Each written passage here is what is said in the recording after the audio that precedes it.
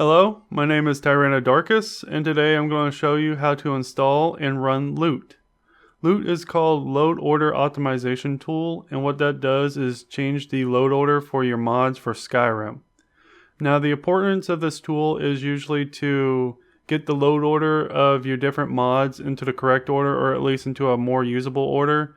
That way it fixes problems like crash to desktops whenever you try to run Skyrim, or have errors whenever you try to play Skyrim and the mods aren't working right. So what Loot will do is usually put those mods into a correct load order, or into a load order where any kind of dependencies, and make sure they're above it in the load order, and make mods that are dependent on other mods lower in the load order. And it's able to check that, and it also has a database in order to refer from, in order to that people have submitted what load order their mods should be in. So we'll go ahead and figure out how to install Loot. So the first thing to do is to go to Loot's GitHub download page, and then we'll go ahead and download and run and install it. Now, the quick and easiest way to find Loot is just to go ahead and type in Loot and Skyrim into a search engine, and it should be the top result. So call Loot download. So let's click on that. You should be greeted with a download page for Loot on the GitHub. You'll just want to go ahead and download Loot. Now you'll be greeted with a page that's giving you all the different fixes and changes, or most recent. And you'll want to go ahead and scroll down to the bottom, click on loot.installer.exe, and download this to your computer.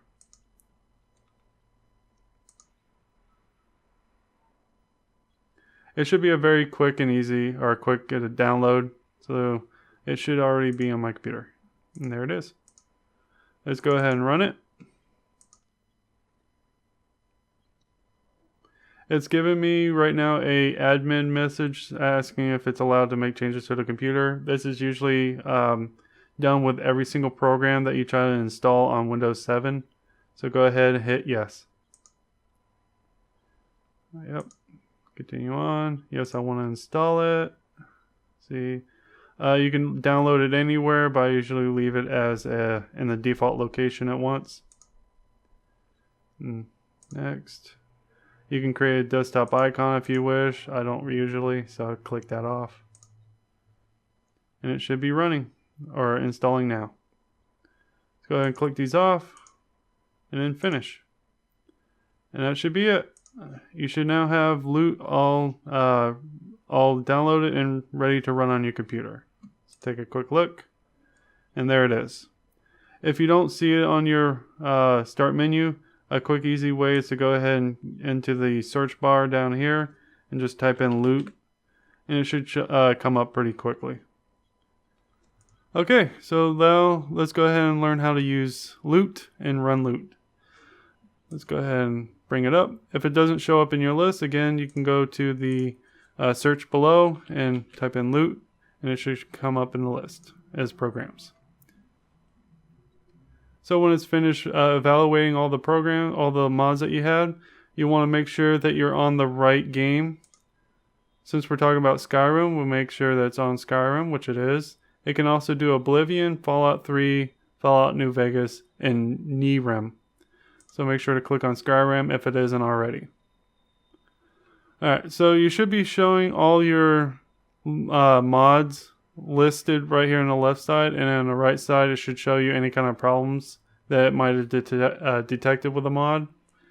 We'll go ahead and sort the plugin list, or the load order, first with this little icon here. It's not very intuitive, but you'll want to click this icon here for sort plugins. Okay, and then once it's done with sorting, it should modify the new load order here if you haven't run this before, and you should see a new list of how the mod should be it's suggested. It hasn't made it permanent yet. What you'll have to do is hit apply. Let's go ahead and hit apply now. Also, what it shows is some errors and issues here once it's done. Things like whenever you got mod. Some mods, even like the official ones, sometimes make item records or deletion references inside the mod themselves, which could cause errors in a game and instabilities. And usually you want to use a program like Test5Edit. What Test5Edit does is a program that can clean up these problems in the mods and usually make the game a little more stable. This is something that's done afterwards, and I could do a video on it later, but there's already a lot of tutorials and videos on it already. So if you are interested, you can look at. You should be able to look it up. So after you finish loading, sorting the plugin and applying the new load order, that should fix any kind of crash attack desktops or CTDs that you may have had. Or made your game a little more stable because it now modified the load list to be a little more appropriate, and made sure that mods that are dependent on other mods are where they should be. So hopefully, if that hasn't fixed any kind of problems that you needed this for, then go back to some of your most recent downloaded and installed mods and see if any of those may have errors or issues with any of the mods that you already are running. You can go ahead and close this out, and then you can go ahead and launch Skyrim. So I hope I made this all easy for you to use and learn, and happy gaming.